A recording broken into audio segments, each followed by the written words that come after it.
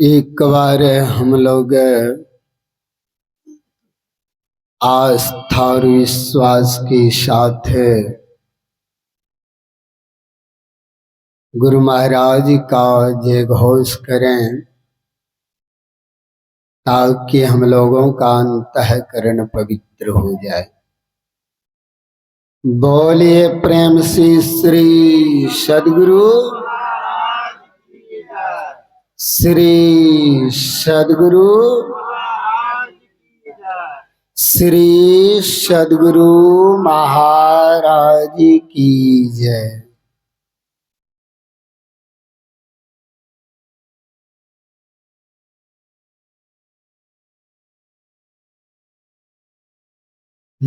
बंदा गुरुपद कृपा सिंधु नर रूप हरि महामोह तम पुंज जाय सुवचन रवि करणी कर मेरा मुझ में कुछ नहीं जो कुछ है सब तोर तेरा तुझे को सौंपते क्या लागेगा मोर।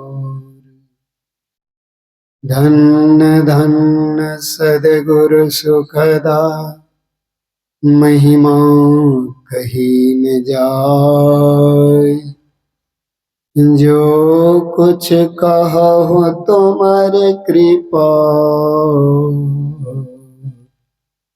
मोते कछु नवसा। सर्वोच्च सिंहासन पर विराजमान सद्गुरु भगवान की पावन चरणों में अनंत बार प्रणाम। मंचस्थ परम पूज्य बाबागण,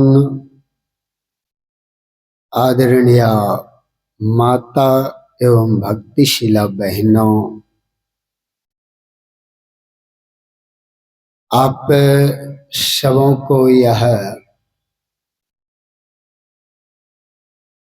ज्ञात है जो यह 2 दिवसीय संत मत सत्संग का भव्य आयोजन है।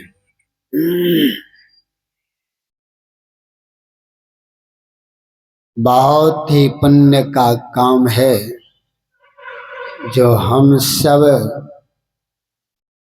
2 दिवसीय संत मत सत्संग में उपस्थित होकर संत महापुरुषों की वचनों को श्रवण कर रहे हैं। संत मत का सत्संग जहाँ कहीं भी होते हैं संतों की स्तुति होती है, सद्ग्रंथ से पाठ होता है, पाठ के अंतर्गत ही प्रवक्ताओं को कहना पड़ता है। अभी हम सबों ने सत्संग योग भाग 1 से श्रवण कर रहे थे। वेद भगवान की वचन को श्रवण कर रहे थे। वेद किसको कहते हैं? प्रश्न होता है जो वेद किसे कहते हैं? प्राचीन में हुए ऋषियों और महर्षियों के मुखारविंद से निकली हुई वाणी को वेद कहते हैं, जिसका अर्थ ज्ञान होता है। ज्ञान ब्रह्म का भी एक नाम ज्ञान ही है। इसलिए वेद भगवान आज हम सबको उपदेश किए हैं। अर्थात वेद की ऋषियों और महर्षियों को भगवान कहते हैं। उन वचनों में हम सबको प्रेम होना चाहिए, श्रद्धा होनी चाहिए। इसीलिए आज हम सबको वेद भगवान क्या कहा हे मनुष्यों। किसको कहा? मनुष्य को कहा। परमात्मा की सृष्टि में 4 खाने होते हैं। 84 लाख प्रकार के शरीर होते हैं। उन सब शरीरों में मनुष्य का शरीर उत्तम है, सर्वश्रेष्ठ है। क्यों कहा सर्वश्रेष्ठ?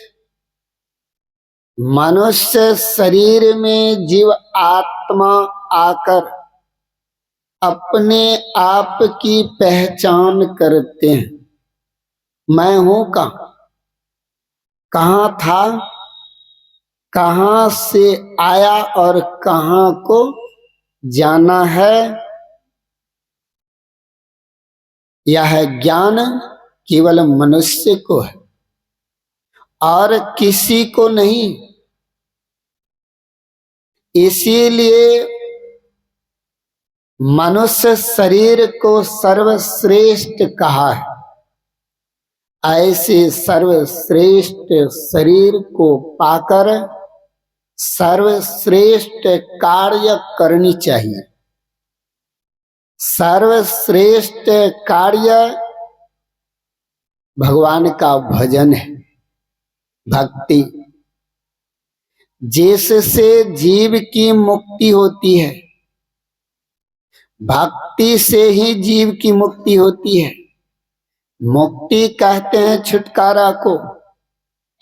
जन्म और मृत्यु से जिनको छुटकारा मिल गया है, समझ लीजिए मुक्ति है। जिसको जन्म और मृत्यु का चक्र लगा हुआ है, उनको मुक्ति नहीं मिली है। इस मुक्ति का उपाय इसी शरीर से किया जाता है। ऐसे उपाय बतलाने वाले, भेद बतलाने वाले जो भेदी गुरु होते हैं, वह अंतर साधना का भेद बतलाते हैं। जब तक अंतर साधना का भेद नहीं मिल जाता है, तब तक हम सब छेदन नहीं कर सकते। आर पार अगर जाना है, किनारे लगना है, सदगुरु से युक्ति लेनी होगी। इसलिए वेद भगवान हम सबको क्या कहा? हे मनुष्यों। जगत का अर्थ होता है संसार। जगत माने संसार। और संसार कहते हैं किसको? शरीर को ही संसार कहते हैं। शरीर में 5 तत्व होते हैं और संसार में भी 5 तत्व होते हैं। रामचरितमानस में गोस्वामी तुलसीदास जी महाराज लिखते हैं, क्षिति जल पावक गगन समीरा पंच रचित अति अधम शरीरा। ये 5 तत्व से बना हुआ शरीर रूप संसार को क्षणभंगुर का, नश्वर का, ये नाशवान है, विनशने वाला है। ये कब विनशेगा इसका कोई ठिकाना नहीं है। कबीर साहब ने इन शरीर को कागज की पुड़िया का 5 बूंद परत गली जाना ना। अर्थात यह शरीर सब दिन एक समान नहीं रहता। इसीलिए कहा परिवर्तनशील पदार्थ को ही माया कहते हैं। ये शरीर रूप संसार माया है। किसके लिए? इस जीव आत्मा के लिए। यह शरीर रूप संसार ऐसी माया कारागार है जिससे जीव रूपी कैदी को निकलना बड़ी मुश्किल हो जाता है। जेल में जब कैदी रहता है तो उस कैदी को निकालने के लिए बड़ी प्रक्रिया करनी पड़ती है ना। वकील करना पड़ता है, बहस होती है। इसलिए इन शरीर रूपी कैद से यह जीव रूपी कैदी कैसे बाहर निकलेगा, अपने पीब को प्राप्त करेगा। अर्थात जीव आत्मा और परमात्मा कैसे एकीभूत होगा, यही कला भेद युक्ति संत सदगुरु जानते हैं। क्योंकि जो जिस कार्य को कर लेता है उसको उस कार्य का पता होता है।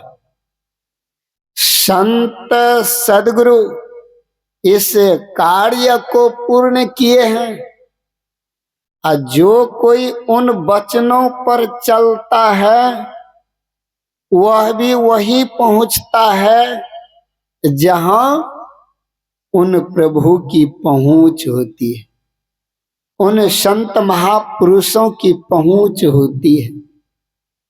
जे पहुंचे ते कही गई तिनकी एक ही बात, वे सब सत्य वचन कहे हैं, झूठ नहीं कहे। इसीलिए वह वचन सत्य है। ऋषियों और महर्षियों के मुखारविंद से निकली हुई वाणी सत्यवाणी है। ऐसे वाणियों का जो संग करता है असल में वही सत्संग करता है। जो उन वचनों का संग नहीं करते वह सत्संग नहीं करते। गुरु महाराज कहा करते थे, जो सत्संग मुझे सत्य से नहीं बांधता है मैं उनको सत्संग नहीं कहता हूं। संत महापुरुषों के मुखारविंद से निकली हुई वाणी सत्यवाणी है। हम लोग उन वाणियों का ठीक ठीक प्रतिपालन करेंगे तब अपने जीवन में कुछ लाभ होगा। अर्थात उस वचनों का पालन अगर नहीं करते हैं तो लाभ नहीं होगा, कोई लाभ नहीं। अगर लाभ नहीं हुआ तो मेरा समय जो बहुमूल्य था, सो बहुमूल्य समय मैंने खो दिया। अगर समय चला गया पश्चाताप होगी। साईं स्वामी जी बराबर कहा करते थे, साईं स्वामी जी महाराज, समय का मूल न जाना, पछताने से क्या होगा ना। जो समय निकल कर चला जाता है, जीवन में वह समय लौट कर नहीं आते, नहीं आते। इसीलिए आज जो समय है यह बहुमूल्य समय है। हम सबको इन समय का सदुपयोग करना चाहिए, क्योंकि परमात्मा ने जो यह इतनी बड़ी मूल्यवान शरीर दिया है, केवल सदुपयोग में लाने के लिए दिया है, दुरुपयोग करने के लिए नहीं। अगर आपने दुरुपयोग किया तो फिर मौका हाथ नहीं लगेगा जो पुनः यह शरीर मिलेगा। और जब ऐसा सुंदर शरीर नहीं मिला तो आप भगवान का भजन नहीं कर पाएंगे। अब भगवान का भजन नहीं हो पाएगा तो ऐसे कारागार से यह जीव आत्मा निकल सकता है क्या? संभव है? ये संभव नहीं है। इसीलिए हम सबों को जो शरीर दिया है एकमात्र भगवान का भजन करने के लिए, और भजन तो करते हैं सब कोई, क्योंकि कर्म के बिना कोई रहते नहीं है। सब कोई कर्म करते हैं, बिना कर्म का पल भर भी नहीं रह सकते, चाहे वह कर्म शुभ का हो अथवा अशुभ का। कर्म जैसा होगा फल तो उसी प्रकार का होगा। कर्म करने में संकोच नहीं, लेकिन फल पाने में हम सब संकोच करते हैं। ऐसा नहीं होगा। कर्म के आधार पर तो फल प्राप्त होता ही है। इसीलिए सत्संग की बड़ी महिमा है। सत्य संग पाकर जीव पीव को प्राप्त कर लेता है। यज्ञ करके जीव पीव को प्राप्त नहीं कर सकता। चाहे वाजपेयी यज्ञ कर लो, बहुत प्रकार के यज्ञ होते हैं। सारे तीर्थ दान व्रत आदि जो भी शोभाशुभ कर्म हो, इन सारे शोभाशुभ कर्मों के द्वारा जीव आत्मा परमात्मा की प्राप्ति नहीं करते, लेकिन एक सत्संग पाकर जीव पीव को प्राप्त कर लेता है। ये बंदी गृह से निकल जाता है, कैद से निकल जाते हैं। ऐसे कैदी को निकालने वाले एकमात्र सदगुरु होते हैं। इसीलिए कबीर साहब ने कहा, सदगुरु वकील करत बहस, अजीव राम के छोड़ते न। केवल जीव को इस वंदे गृह से एकमात्र संत सदगुरु छुड़ाते हैं। लेकिन हम लोग सत्संग करते हैं, लेकिन उन वचनों का पालन नहीं करते। तब क्या लाभ? कोई लाभ नहीं होगा। लाभ सब खोजते हैं, सब चाहते हैं, लेकिन लाभ ऐसा कर्म जब होने लग जाए तभी लाभ भी संभव है। अगर लाभ ऐसा कर्म नहीं हो तो याद रखिए वह भी संभव नहीं है। इसलिए वेद भगवान हम सबको उपदेश करते ही मनुष्यो जगत प्रसव। प्रसव का अर्थ होता है जन्म देने वाले को, जन्म उत्पन्न होना। ऐसे शरीर रूप संसार को उत्पन्न किसने किया? शरीर रूप संसार को उत्पन्न करने वाले ब्रह्म परमात्मा ईश्वर ही है। कबीर साहब ने कहा पहला गुरु माता पिता, प्रथम गुरु माता पिता, सोई रज बीज के दाता। वे भी दानी है जो दान किया। भागवत में भी रति दान का प्रसंग है। रखिए वे दाता ऐसे दान दिया, लेकिन बनाने वाला वही ब्रह्म परमात्मा ईश्वर है। इन शरीर रूप संसार को बनाने में कितना समय लगा? कबीर साहब कहते हैं 9 माह 10 दिन बुनन को लागे। 9 माह 10 दिन लग गया इस शरीर रूपी घर को तैयार करने में। और जब घर बन के तैयार हो जाता है तभी उस घर में घर वाले रहते भी हैं। जो ही घर बनाता है वही घर में रहता भी है। ऐसे घर में रहने वाला भी वही ब्रह्म परमात्मा ईश्वर हैं, जिन्होंने यह शरीर रूपी घर को बनाया है और वही रह भी रहे। इसीलिए गोस्वामी जी ने कहा ईश्वर अंश जीव अविनाशी चेतन अमल सहज सुख राशि। यह ईश्वर का अभिन्न अंश है। गुरु महाराज के वचन में है आत्मा कहने से परमात्मा का बोध होता है। आत्मा कहने से परमात्मा का बोध होता है। यह अर्थात आत्मा ही परमात्मा है। आत्मा के ऊपर शरीर रूप संसार का आवरण लगा हुआ है। ऐसे आवरणों को हटाए बिना यह जीवत्व दशा समाप्त नहीं हो पाएगा।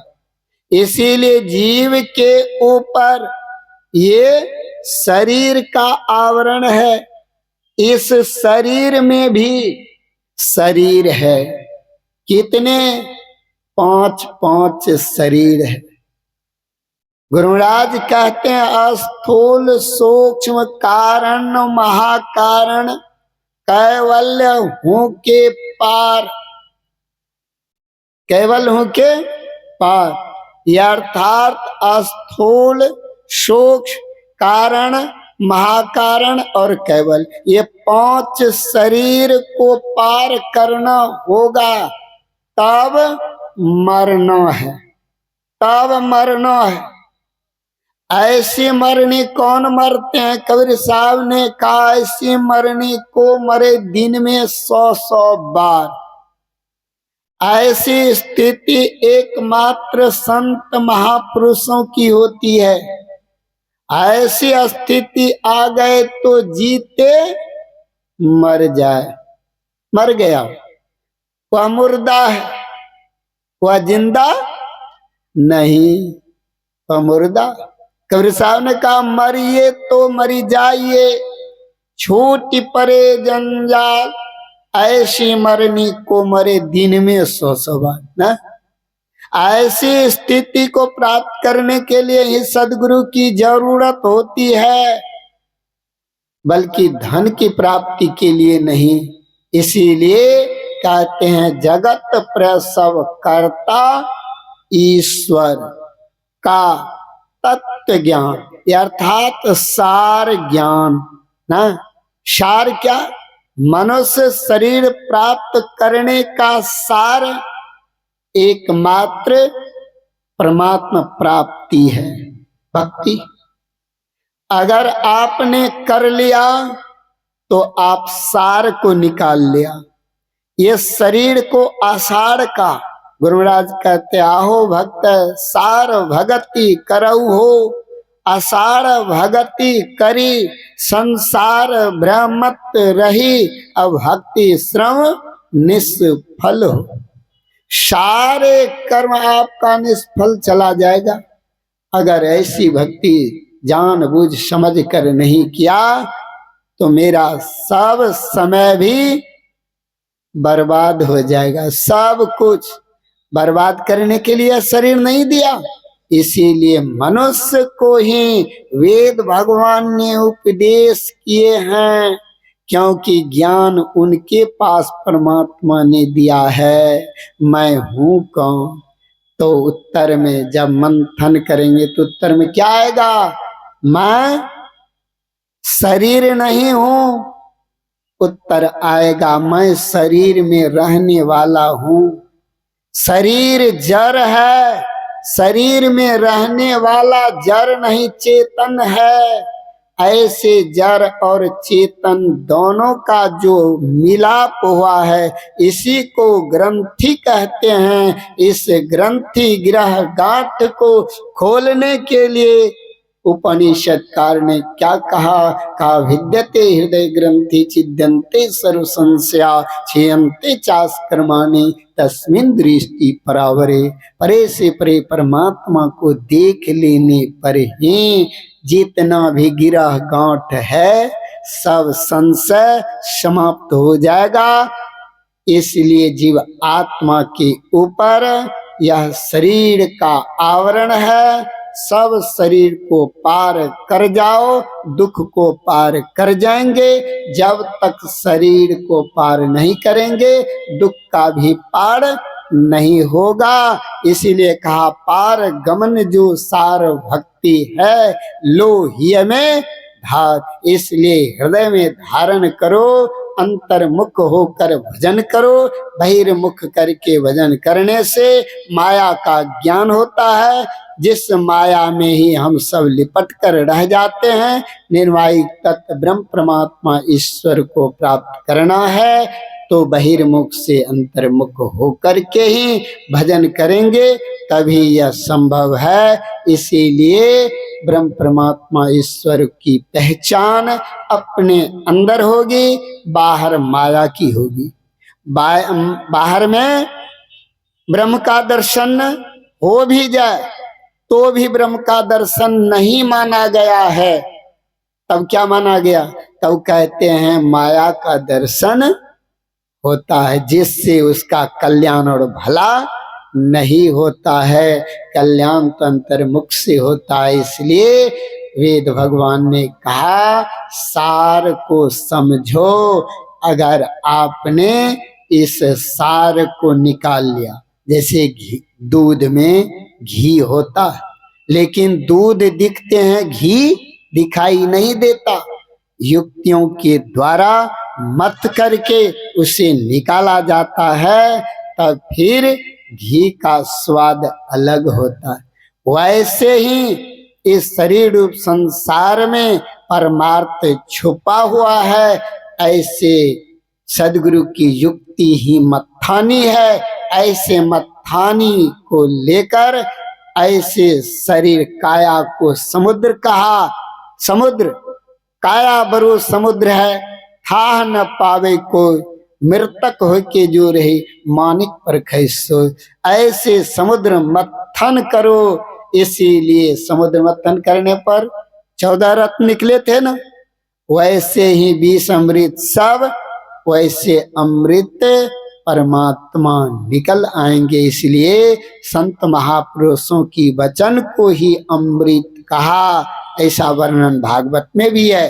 तो इसलिए हम लोगों को वह अमृत पान जो अभी करे, जब मैंने संत शिशु सूर्य महाराज के साथ में सत्संग करने जाते थे तो शिशु बाबा बराबर कहा करते थे, खड़े होकर के कहते थे, अभी अभी अमृत की वर्षा हुई, जो सुना समझा किया हुआ पान किया, जो सुना समझा नहीं किया हुआ पान नहीं किया, हलाहल विष का पान किया।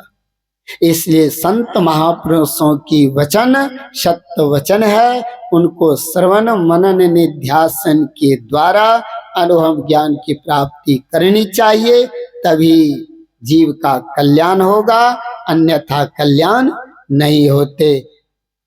तो आज 2 दिवसीय संत मत सत्संग का प्रथम दिन है और प्रथम दिन में हम सब उपस्थित होकर संत महापुरुषों की वचनों को श्रवण किए और कल तक यह कार्यक्रम चलेगा।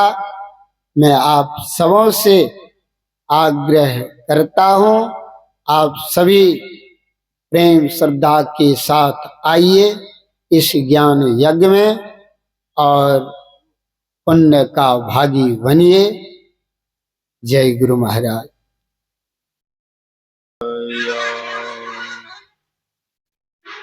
शिष्य संतापहारिणी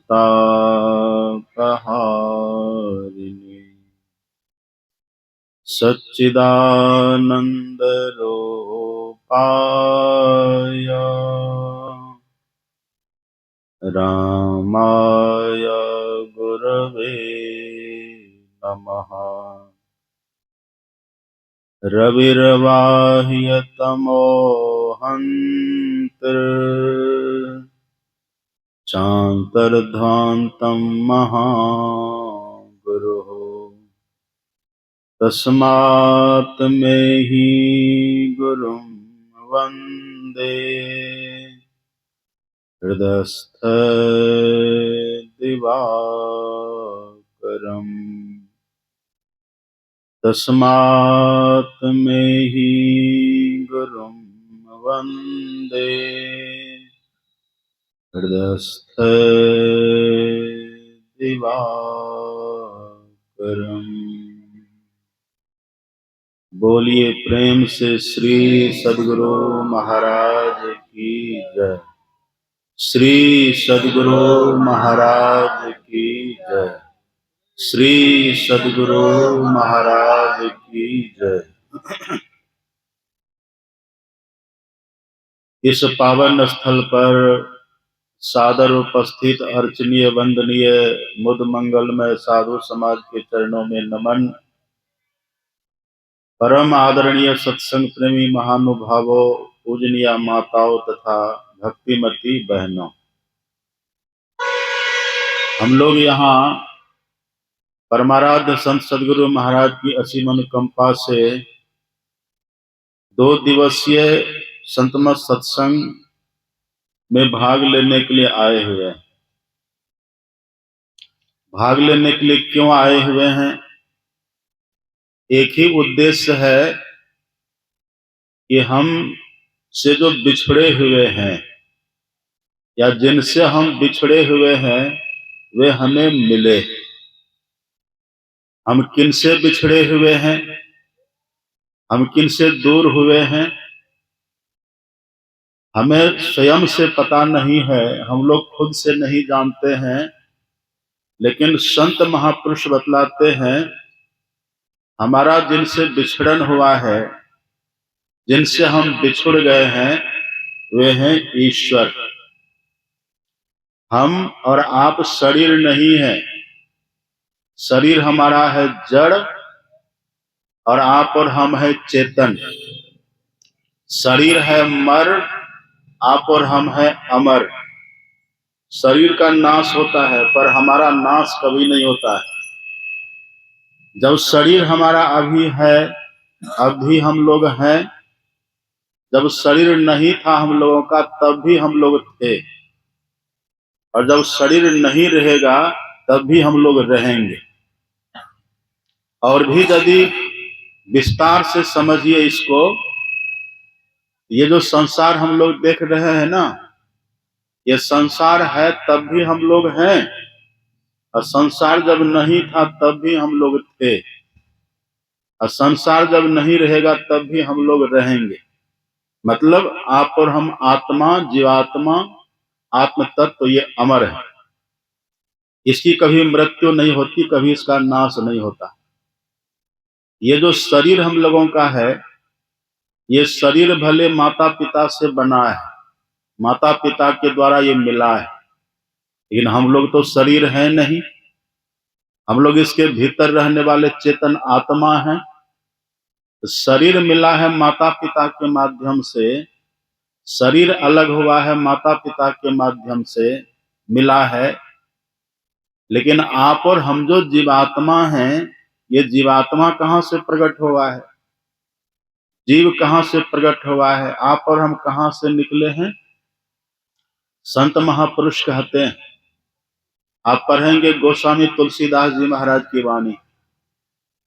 गोस्वामी तुलसीदास जी महाराज कहते हैं, जब ते जीव हरिते बिलगान्यो, तब ते देह गेह निज जान्यो। अर्थात जब से ईश्वर से आप और हम आत्मा अलग हुए हैं, तब से शरीर और संसार को अपना मान लिए। जो नकली था उसको असली मान लिए, और असली को हम भुला दिए। जो अपना था उनको पराया मान लिए, जो मित्र था उसको शत्रु मान लिए, और जो पराया था, जो अपना था, उसको पराया मान लिए, जो वास्तव में मित्र हमारे हैं उसको शत्रु मान लिए। ये उलट फेर क्यों हो गया? आप पढ़िएगा रामचरितमानस में विभीषण जी का वचन। विभीषण जी ने रावण को उपदेश किया है।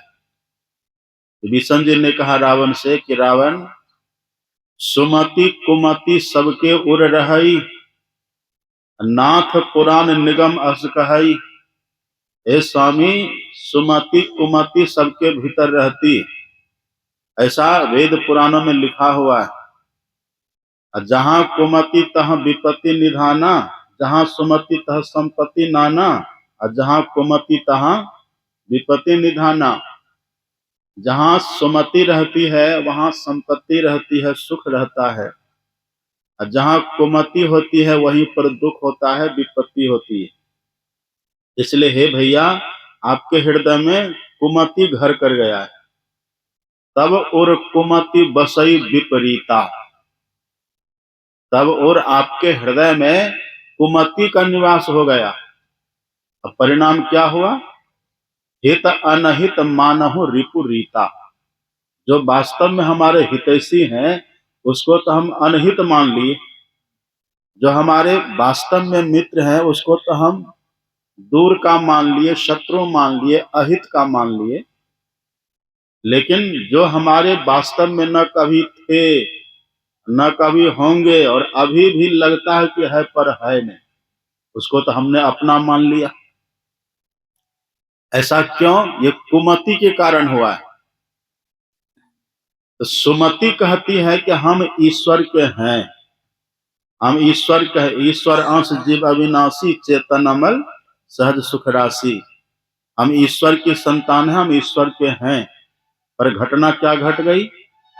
सो माया बस भयो गुसाई, अब बंधे किरमरकट की नाई। हम माया के बश हो गए, हम माया को अपना समझने लग गए, ईश्वर से हट गए, ईश्वर से बिछुड़ गए, ईश्वर से दूर हो गए, और माया को हम अपना समझ लिए, दुनियादारी को अपना समझ लिए।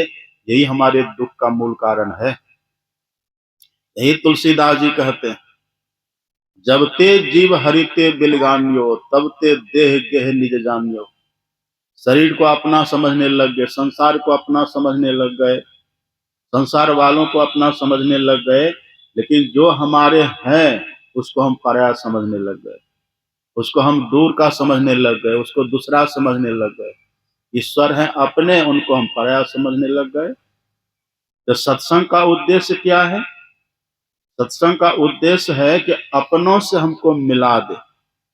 जिस ईश्वर से हम बिछड़े हैं ना, जिनकी हम संतान है, जिनका हम अंश हैं, हमको फिर से उनसे मिला दे, इसीलिए सत्संग है।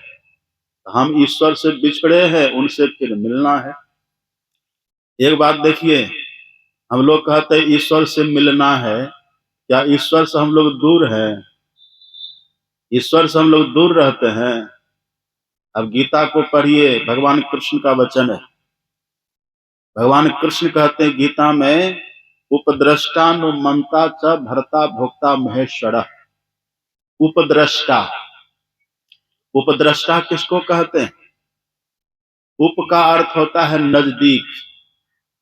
उप का मतलब होता है इतना नजदीक जिससे ज्यादा नजदीक कुछ हो ही नहीं, उसको कहते हैं उप। और दृष्टा मतलब देखने वाला। कृष्ण भगवान कहते हैं वे जो ईश्वर है ना, वे हमको सबसे ज्यादा निकट से देख रहे हैं, सबसे नजदीक से हमें देख रहे हैं। अब कहिए सबसे नजदीक कौन है? ईश्वर है, भगवान कृष्ण कह रहे हैं। कृष्ण भगवान झूठ बोलेंगे? भगवान झूठ बोलते हैं? भगवान झूठ नहीं बोलते, बल्कि भगवान जो कह देते हैं वो सच ही हो जाता है। भगवान जो बोलते वो सत्य ही होता है। अब कृष्ण भगवान के लिए तो कहना किया, सब कोई जानते हैं। भगवान श्री कृष्ण माखन मिश्री बहुत खाते थे, और उसी क्रम में एक बार मिट्टी भी खा लिए थे ना भगवान। सभी ग्वाल बाल थे, बलराम भैया भी थे, सबके सामने श्री कृष्ण ने एक मिट्टी का ढेला लिया, मुख में रख लिया। और सभी बालकों ने पूछा, क्यों रे कन्हैया तूने मिट्टी खाई? तुरंत श्री कृष्ण ने कह दिया कि ना, मैंने मिट्टी नहीं खाई। कह दिया मिट्टी हमने नहीं खाई, लेकिन मुंह में मिट्टी है। क्या कहिएगा, झूठ है कि सच है? इसको कहते सफेद झूठ। मुंह में मिट्टी है, और जब पूछा तो कह दिया कि ना, मैंने मिट्टी नहीं खाई। बलराम को बड़ा क्रोध हुआ कि तूने सबके सामने मिट्टी खाई और अभी भी तुम्हारे मुंह में मिट्टी है, और सरासर झूठ बोल रहा है। भगवान ने कहा भैया मैंने मिट्टी नहीं खाई। कहा चलो तुम मैया के पास। बलराम ने कृष्ण का कान पकड़ा, ले गए यशोदा के पास। मैया देखो इसने आज मिट्टी खाई है। यशोदा ने जैसे सुना बड़ा क्रोध हुआ, करे तो माखन मिश्री खाते खाते थक गया, अब मिट्टी खाने लगा, क्यों तूने मिट्टी खाई? तब भगवान ने कहा ना हम भक्षितवान अम्ब, हे अम्ब मैंने मिट्टी नहीं खाई है। ये सब जो कह रहा है, ये तुम्हारे जितने सखा है सब जो कह रहा है कि तूने मिट्टी खाई है, तो भगवान कहते कि मैया सब झूठ कह रहा है, सब झूठ कह रहा, मैंने मिट्टी नहीं खाई। तो यशोदा ने कहा बलराम भी तो कह रहा है, जो तेरा बड़ा भाई है वो भी तो कह रहा है कि तूने मिट्टी खाई। भगवान ने कहा कि मैया बलराम भैया भी झूठ ही बोल रहा है, मैंने मिट्टी नहीं खाई है। कहते कहते भगवान ने कह दिया कि माँ मिट्टी मैंने नहीं खाई है, मिट्टी इन सबों ने खाई है। अब क्या कहिएगा? इसी को लोग कहते हैं चोरी है ऊपर से सीना जोरी। कहा मैया मैंने मिट्टी नहीं खाई, मिट्टी इन सबों ने खाई है। अब जैसे कहा इन सबों ने मिट्टी खाई, यशोदा को बड़ा क्रोध हुआ, लिया हाथ में छड़ी। और बलराम को भी क्रोध हुआ, ये हमें दोष लगा रहा है कि हमने मिट्टी खाई।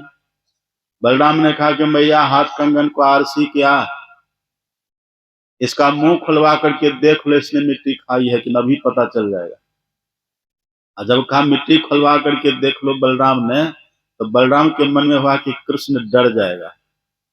लेकिन कृष्ण ने भी कह दिया यदि सत्य गिरहस तरही पश्च में मुखम। मैया यदि तुमको मेरी बात पर विश्वास नहीं है ना, तो मेरा मुंह खुलवा करके देख ले, मेरा मुंह खुलवा करके देखो मैंने मिट्टी खाई है कि नहीं। और सुनो मैया मैं कह रहा हूं ना, मिट्टी मैंने नहीं खाई, मिट्टी इन सबों ने खाई है।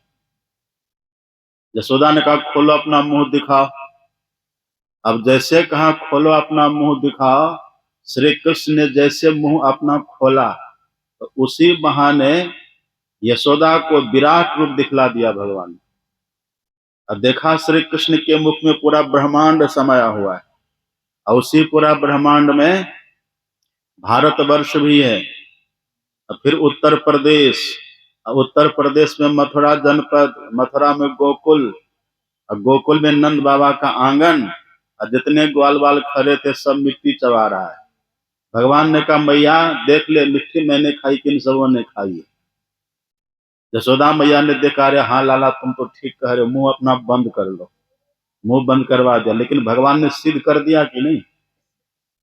जो भगवान ने कहा उसको सच करके दिखा दिए। तो जो समर्थ होते हैं ना, समर्थ कह नहीं दोष गुसाई, रवि पावक सुरसरी की नहीं। जो समर्थ होते हैं उनको वो जो कह दे वही ठीक है। यही श्री कृष्ण जो एक बात को सिद्ध करने के लिए यशोदा को अपना विराट रूप दिखला दी, वो भगवान कह रहे हैं, हे अर्जुन, जिनकी तुम संतान हो ना, जिनका तुम अंश हो, वो ईश्वर तुम्हारे सबसे निकट है। उपद्रष्टा, उपद्रष्टा मतलब जिनसे निकट कुछ है ही नहीं, जो सबसे निकट से हमें देख रहा है, नजदीक से हमें देख रहा है। अब समझिए, जो हमें नजदीक से देख रहा है लेकिन हम उनको नहीं देख रहे, कितने आश्चर्य की बात है। हमें वो सबसे निकट से देख रहा है लेकिन हम उनको नहीं देख पा रहे हैं।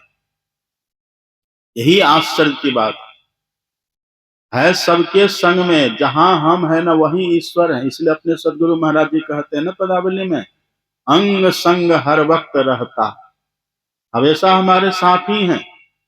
हम जिनसे बिछुड़ गए हैं, जिनसे हम दूर हो गए हैं, वे हमारे अपने ईश्वर, जिनके लिए हम लोग गाते हैं ना, त्वमेव माता च पिता त्वमेव, त्वमेव सर्वम मम देव देव, त्वमेव बंधु च सखा त्वमेव, त्वमेव सर्वम मम देव देव। वो ईश्वर हमारे सब कुछ है, वे हमारे निकट ही है, हम उनके निकट हैं। उनसे निकट कुछ भी नहीं है। लेकिन अफसोस की बात यह है कि हमें दिख नहीं रहा है, हमें दर्शन नहीं हो रहा है, हम उनको पा नहीं पा रहे हैं। और एक बात तो आप जानते हैं ना, यदि कोई छोटा बच्चा अपनी माँ से बिछुड़ जाए तो सुखी रहेगा? कभी कभी सुखी नहीं रहेगा। जो छोटा बच्चा माँ से बिछुड़ जाए ना, आप भले उसके हाथ में दे दीजिए तरह तरह का मिष्ठान, वो चुप होगा? नहीं होगा। आप उसके हाथ में सोना चांदी दे दीजिए, वो सुख होगा? अच्छा से अच्छा बिल्डिंग में उसको रखिए, सुखी होगा वो? अच्छी कार में घुमाइए तो चुप होगा? रोना छूटेगा उसका? रुलाई बनी रहती है। माँ से बिछड़ा हुआ बच्चा जैसे कभी माँ से दूर रह करके सुखी नहीं होता, चाहे कुछ भी दे दीजिए।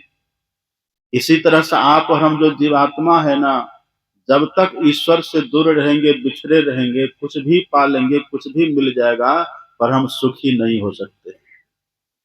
सुखी होने के लिए हमें वही चाहिए। इसलिए वेद भगवान, अभी सुने पाठ में वही बात हुआ, पाठ अभी वही हुआ, वही पाठ में सुने, ओम युंजान प्रथमं मनस्तत्वाय सविता धियम अग्नेर ज्योतिर्निचाय पृथ्व्या अध्या भरत। वेद भगवान कहते कि हे मनुष्यों, जगत पर सब करता ईश्वर को जानने के लिए, जानना है उनको, है तो हमारे पास ही, है तो अंग संग में ही, साथ ही है, लेकिन नहीं जानने के कारण हमारी दुर्दशा है। और सच पूछिए ना, हम ईश्वर को देख भी रहे हैं लेकिन पहचान नहीं रहे, बस यही बात है। इसलिए अपने सदगुरु महाराज जी कहते हैं, पदावली में आप पढ़ेंगे ना, सदगुरु महाराज जी कहते हैं, जीवो परम पिता निज चिन्हो, चिन्हिए, हैं यही, देख भी रहे हैं। और कबीर साहब तक कहते हैं, सबकी दृष्टि पड़े अविनाशी, सबकी दृष्टि ईश्वर पर पड़ रही है, ईश्वर को देख भी रही है। सबकी दृष्टि पड़े अविनाशी, लेकिन बिरला तत्व पछाने। सब ईश्वर को सब देखते हैं लेकिन कोई बिरला होते हैं जो पहचान सकते हैं। जीवो परम पिता चिन्ह, अभी पहचान नहीं पा रहे हैं। मौला मगन मुरारी विशंभर चिन्ह रे, चिन्हिए, हमको चिन्हना है, परख करना है, परखना है। दर्शन तो हो रहा है। एक बात आप बताइए, आप रात्रि में चले जा रहे हैं, अंधकार में चले जा रहे हैं, आप रात्रि का समय है, अंधकार में आप चले जा रहे हैं, और रस्सी आगे रखी हुई है। रस्सी को जैसे आप देखे तो आपको क्या दिखाई पड़ा? क्या दिखाई पड़ा? पंडाल में है ना साहब। अब रास्ते चल रहे हैं, अंधकार है, और आपकी नजर पड़ी रस्सी के ऊपर, तो क्या दिखाई पड़ा? दिखाई पड़ा सांप, लेकिन देखे क्या? देखे क्या? देखे रस्सी को। वास्तव में हम देखे रस्सी को, पर दिखाई क्या पड़ा? दिखाई पड़ा सांप। लेकिन देखे हम क्या? नजर हमारी कहां पड़ी? दृष्टि कहां पड़ी? रस्सी के ऊपर। दृष्टि पड़ी, नजर पड़ी रस्सी के ऊपर, लेकिन रस्सी दिखाई दिया? दिखाई क्या दे रहा है? सांप दिखाई दे रहा है। इसी तरह से हमारी नजर, हमारी दृष्टि ईश्वर पर ही पड़ रही है। हम जो देखते हैं ना, ईश्वर को हम देखते हैं, लेकिन दिखाई क्या देता है? दिखाई देता है संसार, दिखाई देता है विविधता, दिखाई देता है तरह तरह का, ये दुनिया दिखाई दे रही है। लेकिन हम देखते किसको हैं? देखते हैं ईश्वर को, पर दिखाई पड़ता है संसार। कैसे? जैसे हम देखते हैं रस्सी को, दिखाई पड़ता है सांप। अब आप कहिए, रस्सी हकीकत में किसको दिखाई पड़ेगी? सामने रस्सी ही है, रस्सी पर हमारी नजर गई तो रस्सी रस्सी ही है, ये किसको पता चलेगा? जिसके पास में रोशनी है उसको न पता चलेगा। और आप भी जब कभी रास्ते चलते रस्सी को देख लेते हैं ना, तो डरते हैं। देखे रस्सी को, दिखाई पड़ा सांप, तो आप क्या कहते हैं? आप किसी को आवाज लगाते, बुलाते, अरे जल्दी से टॉर्च लेकर के आओ। तो कहते हैं कि नहीं, टॉर्च लेकर के जल्दी से आओ। अब वो जैसे सुनता है कि टॉर्च लेकर के बुला रहे, तो केवल टॉर्च लेकर के आता है? वो लाठी भी लेकर आता है। उनके मन में हो जाता है कि यदि हमको टॉर्च लेके बुला रहे, इसका मतलब है कि सांप है, जबकि सांप है नहीं, है रस्सी। रस्सी को देख रहे हैं, लेकिन देखने वाला भी कहता है कि ये सांप है। और जिसको कह रहे हैं कि टॉर्च लेकर के आओ, वो भी लाठी लेकर के आ रहा है साथ में। देखिए, जैसे वहां टॉर्च लेकर के आता है और टॉर्च का प्रकाश जैसे करते रस्सी के ऊपर, तब सांप रहता है, तब सांप बचता है। जैसे टॉर्च जले, जैसे रोशनी पड़ा रस्सी के ऊपर, सांप अपने आप भाग गया। और कहां भागा सांप? वास्तव में सांप था ही नहीं, है रस्सी ही। ठीक इसी प्रकार से अभी जो हम लोग देख रहे हैं ना, ये धरती, ये अंबर, ये तारे, ये नक्षत्र, ये सूर्य, ये चंद्रमा, ये बयार, ये बतास, ये पानी, पवन, अनल, अग्नि, ये सब जो देख रहे हैं हम, ये सब लगता है हमको दिखाई पड़ रहा है। लेकिन जिनके पास प्रकाश हो जाए, कौन सा प्रकाश? ये बाहर का प्रकाश, सूर्य का प्रकाश। कौन सा प्रकाश? आत्म प्रकाश, अपना प्रकाश, ब्रह्म प्रकाश जिसको हो जाए। कौन सा प्रकाश? जो प्रकाश से ये सूर्य भी प्रकाशित हो रहा है। न तत्र सूर्यो भाति न चंद्र तारकम, नेमा विद्युतो भांति कुतोयम अग्नि, तमेव भांतमनुभाति सर्वं तस्य भाषा सर्वमिदं विभाति। वो अपना प्रकाश है, जिस प्रकाश से सूर्य प्रकाशित हो रहा है, जिससे चंद्रमा प्रकाशित हो रहा है, जिससे तारे नक्षत्र प्रकाशित हो रहा है, अग्नि में जिसकी दाहकता है, तेज है। सुन रहे सब मेरी बात? सुन रहे कि सो रहे हैं सब? एक ऐसे पटपटा गए।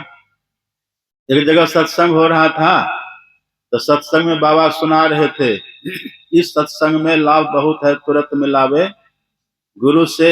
अब मूर्ख जन कोई सार न जाने, सत्संग में अमृत बरसे। प्रवचन चल रहा था, एक बूढ़ी बैठे बैठे सो रही थी।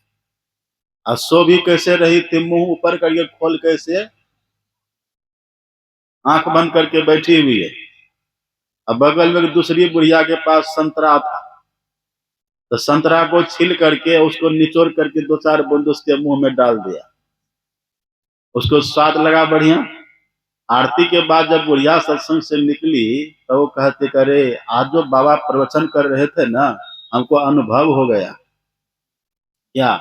बाबा जो कह रहे थे ना, मूर्ख जन कोई सार न जाने, सत्संग में अमृत बरसे, आज सही में मेरे मुंह में अमृत की वर्षा हो गई। बड़ा टेस्ट लगा। तो पड़ोसी बुढ़िया ने कहा, वो अमृत का रस नहीं था, वो संतरा का रस था। तुम सो रहे थे तो हमने तुमको दे दिया। तो सत्संग में सोना, ये सुनने से मन को भटका देना, ये कितनी बड़ी बात है। ये ईश्वर है पास में, हम देख रहे हैं। रस्सी को हम देख रहे पर दिखाई देता है सांप। हम देख रहे हैं संसार को, हम देख रहे हैं ईश्वर को, लेकिन दिखाई देता है संसार। क्यों ऐसा हो रहा है? क्योंकि अभी हमारे पास आत्म प्रकाश नहीं है। अभी हम लोग हैं कहाँ? अभी हम लोग हैं घोर अंधकार में। आंख बंद करके देखिए ना, इसी घोर अंधकार में। अपने सदगुरु महाराज जी कहते हैं ना, तू उतई पड़ियो तम माही, अब पीवली शब्द में हम अभी अंधकार में उतर आए। अंधकार में रहने के कारण ईश्वर पास है, निकट है, हम उनके अंग संग हैं, पर बोध नहीं हो रहा है। यदि एक बार आत्म प्रकाश मिल जाए, फिर वो ईश्वर हमसे छुपे हुए नहीं रहते। देखिए, एक तो ये सूर्य का प्रकाश है, इस सूर्य के प्रकाश से भी ईश्वर का बोध नहीं होता। एक और सूर्य है सबके भीतर, शून्य धसीय श्रुति शब्द समझते हो। अपने सदगुरु महाराज की वाणी में आप पढ़ेंगे ना, हम लोग जो सदगुरु महाराज कहते हैं अपनी वाणी में आप पढ़ेंगे, सुरत त्रिकुटी चढ़े सूर्य ब्रह्म देखी अरे, बरही अजब ब्रह्मलोक तजिए दसवां द्वारियो रे की। अपने भीतर कोई व्यक्ति धसे ना, तो उसको त्रिकुटी में प्रचंड सूर्य का दर्शन होता है। वो सूर्य कैसा है? ये जो बाहर का सूर्य है ना, ये सूर्य उस सूर्य के सामने अंधकार है। जहां सम्मुख या सूर्य अमित अंधार है, ऐसा सूर्य का प्रकाश त्रिकुटी मंडल में अपने भीतर साधक दर्शन करते हैं। उस सूर्य के प्रकाश से भी ईश्वर का दर्शन नहीं होता। वो तो त्रिकुटी मंडल का है। अपना प्रकाश आत्म तेज सबकर परम प्रकाशक जोई, राम अनादि अवधपति सोई। पुरुष प्रसिद्ध प्रकाश निधि, प्रकट परावर नाथ। वो आत्म प्रकाश, ब्रह्म प्रकाश। ये प्रकाश यदि किसी को मिल जाए, तब लगता करे ईश्वर तो यही हमारे साथ ही है, हम तो वही हैं, हम तो ईश्वर के संग ही हैं। तब पता चलता है। इन अभी हम लोग अभी देखते हैं ईश्वर को, पर दिखाई पड़ता है संसार। हम देखते हैं रस्सी को, दिखाई पड़ता है सांप, क्योंकि टॉर्च नहीं था। और टॉर्च जैसे मिला, रस्सी की रस्सी दिख गई। ऐसे आत्म प्रकाश जैसे मिलेगा, ईश्वर का ईश्वर प्रकट हो जाएगा, फिर कहीं हमसे छुपा हुआ नहीं रहेगा। ये विवेक कहाँ मिलेगा? यही वेद भगवान कहते हैं कि हे मनुष्यों, इसके लिए सबसे पहले क्या करना होगा? इसके लिए सबसे पहले सत्संग करिए। इसके लिए सबसे पहले बुद्धि और सत्संग करना होगा। एक बात देखिए, अभी भी यहां देखते हैं ना, आप जाइए प्रधानमंत्री से मिलना चाहेंगे तो सीधा मिल लीजिएगा? सीधा नहीं मिल सकते। प्रधानमंत्री से मिलने के लिए, मुख्यमंत्री से मिलने के लिए, राष्ट्रपति से मिलने के लिए पहले बहुतों से मिलना पड़ेगा, तब मिल पाएंगे आप। पहले के जो राजा महाराजा हुआ करते थे ना, उनके दरबार में द्वारपाल होता था। पहले द्वारपाल से मिलना होता था, तब राजा से मिलते थे। और अभी पढ़िए ना, रामचरितमानस में आप पढ़ेंगे, विष्णु भगवान से भी यदि किन्हीं को मिलना हो ना, तो पहले उनके दो द्वारपाल हैं, उनसे मिलना पड़ेगा। जय रूप विजय भगवान के दो द्वारपाल हैं। जब तक कोई जय विजय से नहीं मिले, सोचे विष्णु भगवान से मिल ले तो संभव है? संभव नहीं है। सनकादि ऋषि गए थे विष्णु भगवान से मिलने के लिए, दर्शन करने के लिए, और द्वार पर मिल गए वही द्वारपाल जय विजय। जय विजय ने रोक दिया, कहा खबरदार आगे नहीं बढ़ सकते। सनकादि ऋषियों ने कहा कि हमें तो जाना है, विष्णु भगवान का दर्शन करना है। कहा नहीं नहीं, हम जाने नहीं देंगे। जाने के लिए नहीं दिए, ये जाना चाहे जबरदस्ती। दोनों में ऐसा भिड़ंत हुआ, ऐसा झगड़ा हो गया, दोनों में सापा सापी हो गया।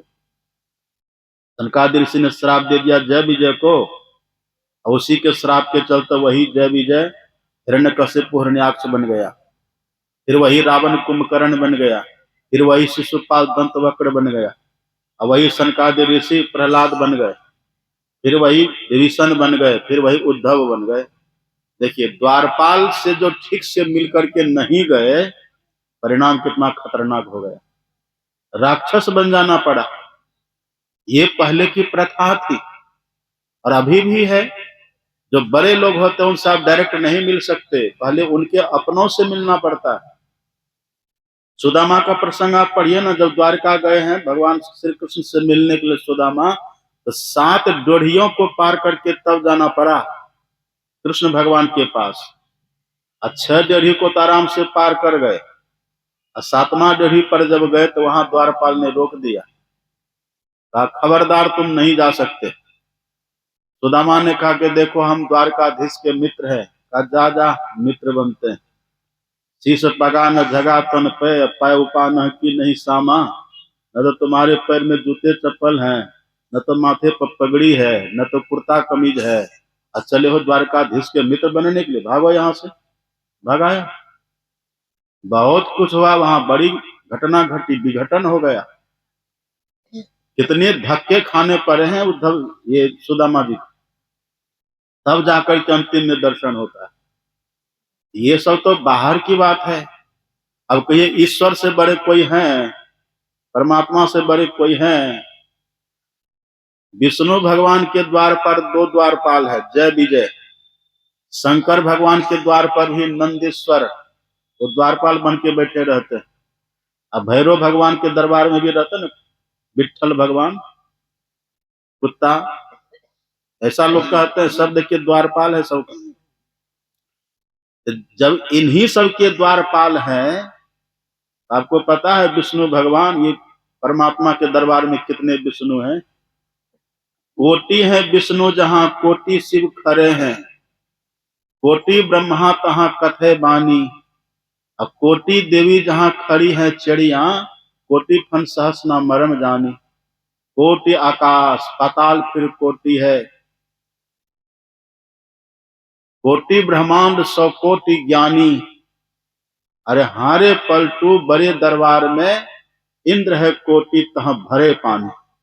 परमात्मा के दरबार में करोड़ों विष्णु, करोड़ों शंकर, करोड़ों ब्रह्मा, करोड़ों भगवती, करोड़ों इंद्र वहां पानी भरता है। जब विष्णु भगवान के द्वार में द्वारपाल है, तो जहां करोड़ों विष्णु वहां द्वारपाल नहीं होगा? वहां भी तो द्वारपाल होगा। हम किनकी संतान हैं? हम किनका अंश हैं? आप और हम न तो शंकर भगवान के अंश है, न तो विष्णु भगवान के अंश है, न तो ब्रह्मा जी के अंश है। आप और हम है परमात्मा का अंश। हमको न तो विष्णु भगवान से मिलना है, न शंकर भगवान से मिलना है, न ब्रह्मा जी से मिलना है, न इंद्र से मिलना है। हम लोगों को किन से मिलना है? परमात्मा से मिलना है। तो परमात्मा से मिलना है तो परमात्मा के द्वारपाल से तालमेल करिएगा तब ना। कौन है ईश्वर के द्वारपाल? कौन है? अभी सोचे ईश्वर का द्वारपाल कौन है? पढ़िए ना रामचरितमानस में, राम द्वारे तुम रखवारे होत न आज्ञा, बिनु पैसारे। राम मतलब ईश्वर परमात्मा के दरबार में द्वारपाल कौन है? हनुमान ऐसे संत, हनुमान सरीखे संत, हनुमान द्वारपाल है, मतलब संत द्वारपाल। अब महोपनिषद में पढ़िए, मोक्ष द्वारे द्वारपाला चत्वारः परिकीर्तिता, समो विचार संतोष चतुर्थ साधु संगम। साधु का संग ही द्वारपाल है, संत महापुरुष ही द्वारपाल है। जय विजय से बिना मिले जो जा रहे थे विष्णु भगवान के द्वार में, तो कितना बड़ा विघटन हो गया। ऐसे ही कोई सोचे कि संत महात्मा साधु महात्मा से बिना मिले हम परमात्मा से मिल लेंगे, संभव है?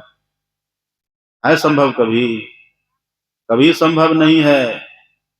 इसलिए तुलसीदास जी कहते हैं, राम द्वारे तुम रखवारे होत न आज्ञा बिनु पैसारे। जब तक कोई संत से नहीं मिले तब तक ईश्वर से नहीं मिल सकते।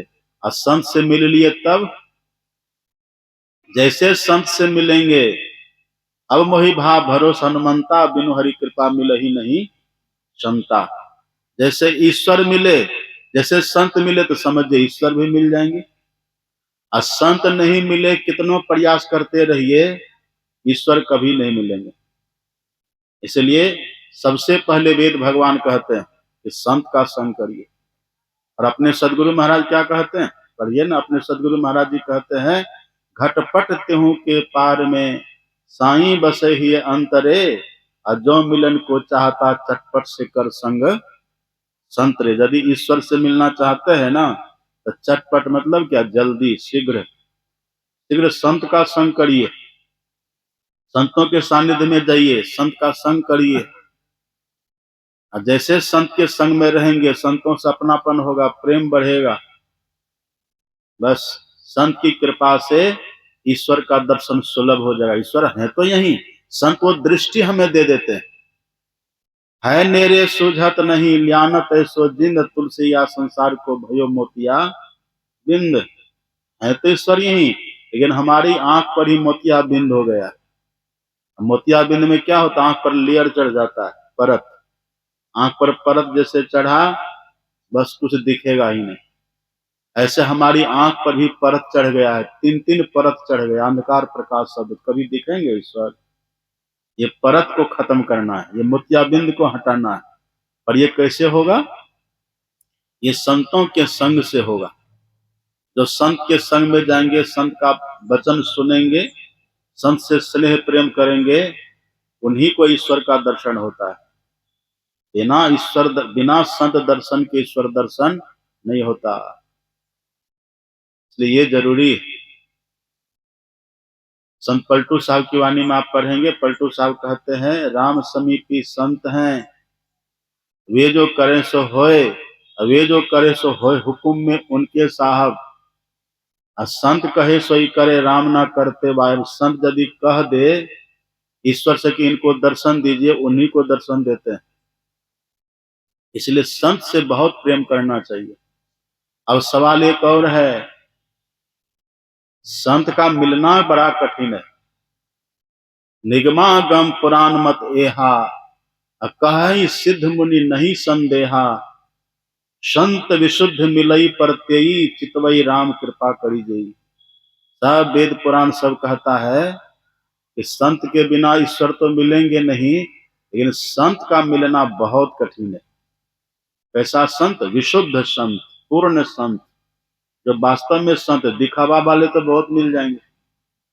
और दूसरी बात ये भी है कि संत की पहचान भी हम नहीं कर पाएंगे। यदि कोई बेस से समझे न कि ये बेस वाला है तो संत है, तो फिर धोखा खा जाइएगा। देश से कोई देश कैसा भी हो, पर जिसके ऊंचे ख्याल है, और दिन बाहर से दिखे पर भीतर से मालो माल है। कोई कहता भिक्षु है, कोई कहता कंगाल है, पर गुदरी पहने वो गुदरी का लाल है। संत भेष से होत नहीं, नहीं कथे बहु ज्ञान, और नहीं मठ के अधिपति बने, और नहीं किए तीर्थ स्नान। इससे नहीं होता। तब आत्म तत्व अनुभव करे, परमात्म लख जोय, माया तज हरि भक्ति करे, संत कहावे सोए। और उनको पहचानना बड़ा कठिन है। तब पहचान कैसे होगी? वही संत यदि चाह ले तब पहचान होती है। अपने सदगुरु महाराज जी के गुरु थे ना, परम संत बाबा देवी साहब। वो जहां तहां रहते थे, कहीं गली में, किसी सड़क पर, कहीं बैठ के ध्यान करने लग जाते थे। परम संत बाबा देवी साहब अपना आश्रम कभी नहीं बनाए, कहीं बैठ जाते थे। सड़क पर ही कहीं किनारे बैठ के बस ध्यानस्थ हो जाते थे, किसी गली में भी बैठ जाते थे। और हमने तो सुना इन्हीं के दरवाजे पर भी जाकर के बैठे रहते थे घंटों। परम संत बाबा देवी साहब ऐसे थे। और पोस्ट ऑफिस में उनकी नौकरी भी थी, है ना? सही बात, नौकरी करते थे पोस्टमैन, पोस्ट ऑफिस में उनकी कोई नौकरी भी थी। हाँ, 30 रुपया महीना।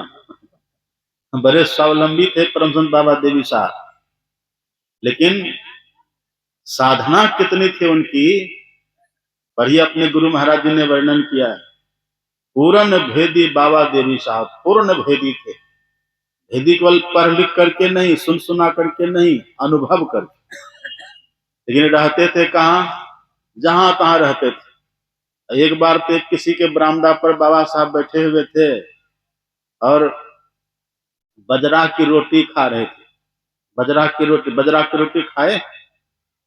ठंडियों में लोग बजरा की रोटी ज्यादा खाते हैं, बजरा और वो मरवा।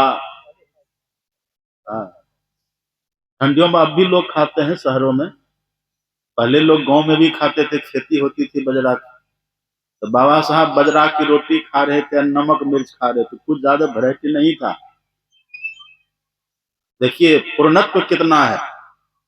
परमसंत बाबा देवी साहब आत्मोन्नति के शिखर पर, लेकिन कहीं बैठ गए, लोग नहीं जानते थे। तो वही बजरा की रोटी बाबा साहब खा रहे थे, अब दो लड़का उधर से जा रहा था पढ़ने के लिए, अब दोनों को बहुमूत्र की शिकायत थी, पेशाब दोनों को बहुत होता था, बच्चा था दोनों, दोनों को ये रोग था, तुरंत तुरंत पेशाब हो। तो देखा कि बाबा बैठे हुए हैं, कहा चलो प्रणाम कर लेते हैं।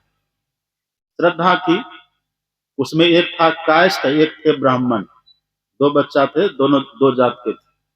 तो दोनों गए बाबा को प्रणाम किए। तो बाबा को प्रणाम के, थोड़े जेब से निकालेंगे संतरा सेब, वो तो रोटी खा रहे थे, उनके पास तो कुछ संग्रह था नहीं। वही रोटी का टुकड़ा बोले लो, एक इसको दिए एक उसको दिए, दोनों को एक टुकड़ा रोटी का दे दिया, खा लो। अब कह तो दिया खा लो, तो जो कायस्थ बच्चा था वो खा लिया, और जो दूसरा वाला था बच्चा, उसको नफरत हो गई, उसको घृणा हो गई, वो रोटी छुपा करके फेंक दिया। और जो रोटी खा लिया, वो खाते जैसे रोटी खाया, और खाते तुरंत उसका रोग ही ठीक हो गया। और जो फेंक दिया, उसका रोग कभी ठीक ही नहीं हुआ। तो संत देखिए, पहचान करना बड़ा कठिन है। नारद जी सूत्र देते हैं, दुर्लभो गम्यो मोघश्च। संत की पहचान पहले बहुत दुर्लभ है, नहीं पहचान सकेंगे। लोग कहते हैं कि संत होंगे बड़े चमत्कारी होंगे, संत होंगे बड़े पहलवान होंगे, संत होंगे बड़े, क्या से क्या लोग कल्पना करके रखते हैं मन में। कल्पना के चक्कर में रहिएगा तो फिर धोखा खा जाइएगा। जो कोई कहे साधु को चिन्हा, तुलसी हाथ कान पर दीना, नहीं पहचान सकते। अब बाबा साहब जहां तहां रहते थे, एक बार हमने सुना है, जो भी हो, बाबा साहब वहां अभी आप जाएंगे ना मुरादाबाद, जहां उनका भी आश्रम बना हुआ, जहां रहते थे बाबा साहब, तो बगल में ही शमशान था, वहां मुर्दा को लोग जलाते थे लाला करके। जो कोई मरे मुरादाबाद शहर में, सबको लाता था, वहीं जलाया जाता था। तो संजोग से एक दिन एक मुर्दा, कोई मरे वहां के लोग, तो उसको लाया वहीं बगल में जलाने के लिए। बाबा साहब वहीं बगल में बैठे हुए थे। बाबा साहब ने कहा कि देखो शोर मत करना, आए हो तो ठीक है, आराम से अपना दाह संस्कार करो, जाओ। लेकिन लोग भला माने, है बाबा ऐसे बोलता, चलो। वैसे चिलम फुक्का समझ लिया होगा, उधर चिलम पीने वाले ज्यादा होते हैं। एक बार हम आ रहे थे ना, ये पंडित दीनदयाल उपाध्याय, जो जिसको पहले मुगल सराय रेलवे स्टेशन कहते, हम वहीं आ रहे थे हरिद्वार से। तो ट्रेन में बैठे हुए थे, किनारा वाला सीट, खिड़की के पास हम बैठे हुए थे। एक उधर से बहुत लंबा तगड़ा महात्मा, हल्फी पहना हुआ, गरवा, जटाधारी, रुद्राक्ष की माला, बड़ा भयंकर भव्य वेश, आ रहा है और सीधे मेरे पास आ गया। हम देखे कि बाबा है, तो हम बोले प्रणाम बाबा। तो कहते बच्चा माचिस है? हमने कहा कि नहीं। क्यों पूछ रहे हैं माचिस? अब बीड़ी नहीं पीता है? बोले नहीं। तो कैसा महात्मा है कि बीड़ी नहीं पीता है? तो उधर चलता, उधर बीड़ी, सिगरेट, चिलम, चरस खूब चलता है। ऐसे सोच ले होगा ऐसे कोई महात्मा है, लेकिन ये आत्मोन्नति के शिखर पर है, गुदरी में लाल है, उनको क्या पता, अनदेखा कर दिया। बाबा साहब का मानो उपहास कर दिया। बाबा साहब कह दे कि देखो शोर शराबा मत करना, आराम से आए हो तो अपना जला लो, दाह संस्कार कर लो और शांति से निकल लेना। पर अब ढेर लोगों की भीड़, शोर शराबा तो होने ही लगा। फिर भी समझाए कि देखो हल्ला गुल्ला मत करो, लेकिन लोग नहीं माना। बस बाबा साहब को क्रोध हुआ। संत को क्रोध होता है? क्रोध संत को नहीं होता, बनावटी क्रोध किए। अब जैसे क्रोध हुआ, एक वहीं पर मुर्दा जलाने वाला बांस रखा रहता ना जहां तहां, वही एक बांस लिए और दौड़े, जो जलाने वाले सब भीड़ जो लगी थी वहां, उनके तरफ बाबा साहब दौड़े वही बांस लेकर। और जैसे दौड़े, अब जो लोगों ने देखा तो डर के मारे सब भागा। कथा है, ये कहानी है। और जैसे सब वहां से भागा तो मुर्दा भी खड़ा होकर के भागा। ये कथा, मुर्दा भी भाग गया, मतलब क्या, जीवित हो गया, मुर्दा जी गया। जो संत होते हैं वो चाहे तो मुर्दा को जिंदा कर सकते, जो भी चाहे वो बीमार को स्वस्थ कर सकते हैं, दरिद्र को अमीर बना सकते हैं, उनके पास सब सामर्थ्य होता है। लेकिन पहचान में नहीं आता, ये भीतर से कहाँ है क्या है पहचान नहीं सकिएगा। लगेगा कह रहे तो हमारे तरह खाते, तो हमारे तरह बोलते हैं, हम खाते ये भी खाता है, हम बोलते ये भी बोलता है, हम चलते ये भी चलता है, हम सोते हैं ये भी सोता है। ये इसमें हम में अंतर क्या, हम सोच जाते ये भी सोच जाता, हम स्नान करते ये भी स्नान करता है, हम कपड़ा पहन ये भी कपड़ा पहना, अंतर क्या है। यही नारद जी कहते दुर्लभ हो, बहुत दुर्लभ है उनका दर्शन, दर्शन हो भी जाएगा तब पहचान नहीं सकेंगे। नहीं पहचानने के कारण जो लाभ होना चाहिए ना वो लाभ नहीं हो पाता। सबरी माता का प्रसंग आप जानते हैं ना। माता सबरी पहले राजकुमारी थी और बाहर जाती नहीं थी कहीं सत्संग में, तो उनके जो पतिदेव थे न अपने घर पर ही सुंदर सा मंदिर बना दिया। जो भी साधु महात्मा आते थे, माता सबरी जब राजकुमारी थी सबकी सेवा कर लिया करती थी। उसी साधुओं के झुंड में एक बार पहुंचे हुए संत पधार गए, त्रिकालदर्शी संत, जो भूत वर्तमान भविष्य सबको जानने वाले थे, वो पधार गए। वो जैसे आए तो माता सबरी के भीतर में सेवा सम्मान करने का संस्कार था, शुरू से स्वभाव उनका था। तो जो भी साधु महात्मा आते थे, चाहे ढोंगी पाखंडी सच जो भी हो, उसका कर्म उसको मुबारक है, पर माता सबरी सबकी सेवा करती थी। जिनको वस्त्र चाहिए वस्त्र दे देती थी, भोजन जैसा चाहिए भोजन करा देती थी, कोई बीमार होते थे औषधि उपचार करवा देती थी, औषधि दे देती थी, सबकी सेवा करे माता सबरी। अब संजोग से उसी झुंड में एक पहुंचे हुए संत आ गए। तो सेवा करने का स्वभाव था ना, तो सेवा करने के स्वभाव के कारण माता सबरी उस संत की भी सेवा कर दिए।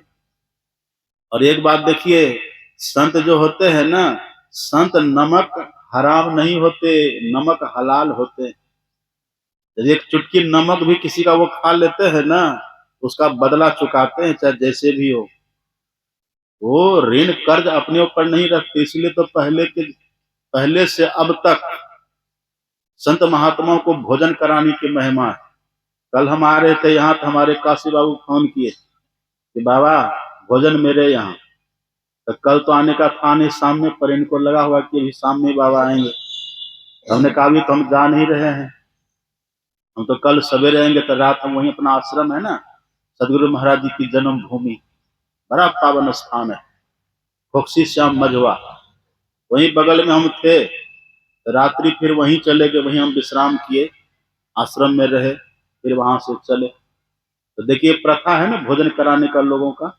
हमारे यहाँ आवे साधु महात्मा, हम वैसे नहीं हैं, लेकिन मन में है कि गुरु महाराज के कोई है साधु है, गुरु महाराज के नाम पर लोग श्रद्धा करते हैं, गुरु महाराज के नाम पर लोगों को विश्वास होता है, गुरु महाराज के नाम पर लोग अपनापन का भाव रखते हैं। तो मन में हुआ कि आएंगे तो भोजन कराएंगे, लेकिन हम आए ही नहीं। अब आए नहीं, आज सुबह हम आए यहाँ, तो फिर वो माता जी आगे कि बाबा मेरे यहाँ भोजन। हमने कहा कि माता जी हम तो अभी आज आए हैं, अब फोन कितना दिन पहले से सिंहेश्वर वाले का जा रहा है। कई लोगों ने कहा कि मेरे यहाँ भोजन, मेरे यहाँ भोजन। हमको यहाँ भोजन करना 4 ही समय मात्र, 2 दिन ही तो रहेंगे, 2 बार आज भोजन करेंगे, 2 बार कल करेंगे। अब भोजन करने वालों का लंबा लिस्ट है यहाँ। यदि एक के यहाँ गए दूसरे के यहाँ नहीं जाएंगे तब अरे बाबा भी मुंह दखौन करने लगा है। बाबा हमको पढ़ा समझ लिए, उसको अपना समझ करके उसके यहाँ चले गए। इसलिए हमने कहा कि जिनको जिनको कराना हो ना भोजन, कृपा करिए यहीं ला करके सामान दे दीजिए, या यहीं आकर के बनाइए, गरम गरम खिलाइए, यहीं पर सबका खा लेंगे। देखिए बात है, पर सच्चाई यही है। जो साधु महात्मा की सेवा करते हैं, ठीक है हम जो भी हैं, हम जैसे भी हैं, लेकिन यदि आपके भीतर साधुओं को सम्मान करने का भाव रहेगा ना, साधुओं की सेवा करने की भावना रहेगी, तो आज गुरु नंदन आएगा, फिर परसों और कोई आएंगे, तरसों और कोई आएंगे, होते होते एक दिन ऐसा होगा, इसी बहाने कोई पहुंचे हुए संत भी आपके यहाँ आ जाएंगे। तो द्वार खुला हुआ रहेगा तब ना, द्वार को बंद करके रखिएगा तब कोई आएंगे। देखिए, जहां चिड़ियों का झुंड होता है ना, हंस वहीं जाता है। हंस कहाँ जाता है? जहां चिड़ियों का झुंड होता है। ऐसे पहुंचे हुए संत कहाँ जाते हैं? जहां छोटे मोटे साधु महात्माओं का आना जाना होता है। ऐसे संत की अपनी मौज होती, किधर प्रकट हो जाएंगे, कहाँ वो विचरण कर जाएंगे। वो चलता फिरता तीर्थराज होता है। बुद्ध मंगल में संत समाजो, जो जग जंगम तीर्थ राजो, तीर्थराज चलता फिरता तीर्थराज होता है। कब वो किधर जाएंगे, कहाँ जाएंगे, कहना मुश्किल है। तो कर्तव्य हमारा ये है कि हम सब छोटे मोटे जो साधु हैं उनको, उनके प्रति सद्भाव, माता सबरी वही करती थी। जो भी साधु आ जाए, कोई बीमार है, चलिए औषधि ले लीजिए, कपड़ा ने कपड़ा ले लीजिए, जो चाहिए बोलिए, वो सबकी इच्छाओं की पूर्ति करती थी माता सबरी। अब वही संत आ गए, उसने संत की भी सेवा कर दी, अच्छा से भोजन बना के खिला दिया, संत प्रसन्न हो गए। और संत को है क्या, पेटवे है कि लोटवे, और कुछ है उनको? जहीं घर वहीं घर। हम लोग भले आश्रम बना देते हैं कहीं, लेकिन बना करके लोकल लोगों को ही सौंप के आगे बढ़ जाते हैं। कई हम लोगों का आश्रम है, कई जगह आश्रम बना है, लेकिन वहां रहते हैं थोड़े हम लोग। आज यहाँ रहे, कल वहां रहे, परसों वहां रहे, बस चलते फिरते घूमते फिरते रहते हैं। तो ऐसे रहते हैं। अब जैसन को सुंदर सा भोजन मिला संत को, बड़े प्रसन्न हो गए। संत ने सबरी से कहा कि बेटी, भोजन तो बड़ा अच्छा बना। हाँ बाबा, आपकी कृपा है, बड़ा स्वादिष्ट है। हाँ बाबा। और फिर जब तक वो संत रहे, माता सबरी सेवा करने का स्वभाव ही था उनका, सेवा करती रही। और जब संत जाने लगे, तब संत ने कहा कि देखो, तुम्हें कुछ चाहिए, वरदान चाहिए तुमको, बोलो। अगर तुम्हें कुछ मांगना हो, वरदान चाहिए, तो बोलो, हम तुमको दे देंगे, आशीर्वाद दे देंगे ना, हो जाएगा। सबरी को पता था कुछ भी हो सकता है, संत कुछ भी कर सकते हैं। तो सबरी ने कहा कि दीजिएगा? हाँ देंगे, बोलो क्या चाहिए। तो सबरी ने कहा कि ठीक है, हमको सबसे पहले यही वरदान दीजिए कि मैं जल्दी से मर जाऊं, जल्दी से मैं मरूं। ऐसा वरदान मांग रहे हो? हाँ। क्यों मांग रहे हो? कहा, राजकुमारी हूं, चार दीवारी से बाहर नहीं निकल सकती, अगल बगल में कहीं सत्संग होता जा नहीं सकती। क्या मतलब, ये राजकुमारी बन करके क्या लाभ होगा? आप तो कृपा करिए कि मैं जल्दी से मरूं, राजकुमारी की देह छूटे, और कहीं किसी गरीब घर में हमारा जन्म हो, ऐसा आशीर्वाद दीजिए। कहीं नीच कुल खानदान जो कहलाने वाले हो ना, वहां पर भले मेरा जन्म हो। आत्मा तो वही रहती है, शरीर भले किसी कुल खानदान का हो। और ईश्वर हमारी जाति पाति को नहीं देखते। जाति पाति कुल धर्म बड़ाई, धन बल परिजन गुण चतुराई, ये सब भगवान नहीं देखते। हमको भगवान को प्रसन्न करना है ना। हमें है काम ईश्वर से, जगत रूठे तो रूठन दे। बस आप ऐसी कृपा करिए प्रभु भगवान कि जल्दी मैं मर जाऊं और किसी गरीब कुल खानदान में मेरा जन्म हो। अब संत ने देखा, करे ये दिव्य आत्मा, जैसे जौहरी हीरे की पहचान करते हैं ना, ऐसे संत महात्मा भी सुपात्र की पहचान करते हैं। देखा, रे ये तो सुपात्र है, सुयोग्य है, ये तो हीरा है। कहा ठीक है पुत्री, जाओ, मेरा वरदान है, मेरा आशीर्वाद है। कह करके संत चले गए। वही राजकुमारी सबरी माता बनी। इनके हाथ का जूठा बेर भगवान खाए, जानते हैं ना। तो पहले तो दर्शन दुर्लभ है, और यदि दर्शन हो गया तो पहचानना बड़ा कठिन है। और यदि पहचान लिए, पहचानेंगे कैसे? संत ही यदि चाह लेना, हम उन्हीं की कृपा से उनको पहचान सकते हैं। एक बात देखिए, ईश्वर तो हमारे संग ही हैं। और माही प्रभु गुप्त अंधेरा छाई रहे, हमारे हृदय में ईश्वर है, हमारे संग में ही है। लेकिन अभी तक दर्शन हुआ, पहचान हुई नहीं हुई? पहचान सर्वत्र वही है, पर पहचान नहीं है। अब बिना संत के संसार रहता है? बिना संत के संसार रहेगा? अभी संसार में संत हैं। इसका प्रमाण क्या है? इसका प्रमाण है कि अभी हम लोग हैं। यदि संत नहीं होते तो संसार नहीं होता, संसार नहीं होते तो हम नहीं होते। आग लगी आकाश में, चूचू पड़े अंगार, और संत न होते जगत में जल मरता संसार। संत हैं तो संसार टिका हुआ है, और संत नहीं होते तो संसार भी नहीं रहता, कब के महाप्रलय हो गया होता। संत हैं, लेकिन संत की पहचान और ईश्वर की पहचान, ये दोनों पहचान संत की कृपा से ही होती है। यदि किसी को संत भी दिखे ना, तो संत की भी पहचान संत की कृपा से होती है, और ईश्वर भी यदि किन्हीं को दर्शन दे तो ईश्वर की भी पहचान संत की कृपा से होती है। दोनों की पहचान दोनों की कृपा से, संत की कृपा से। इसलिए नारद जी ने सूत्र दिया, दुर्लभो गम्यो मोघस्य। यदि संत की पहचान हो जाए संत की कृपा से, फिर अमोघ हो जाता है। मतलब वो निष्फल नहीं जाता, असफल कभी नहीं होता, वो अपना फल हमें दे जाता है। इसलिए वेद भगवान कहते कि हे मनुष्यों, सबसे पहला काम करिए, संत की खोज करिए, संत की पहचान करिए। संत यदि मिल जाए तो फिर ईश्वर दर्शन बहुत सुलभ है, बहुत आसान है, बहुत सरल है। जैसे जौहरी अगर हो, उनके लिए सोने की पहचान आसान है, ऐसे संत यदि हो, ईश्वर की पहचान आसान है। ये हमारे जीवन में संत का आगमन हो, संत की पहचान, संत का सानिध्य।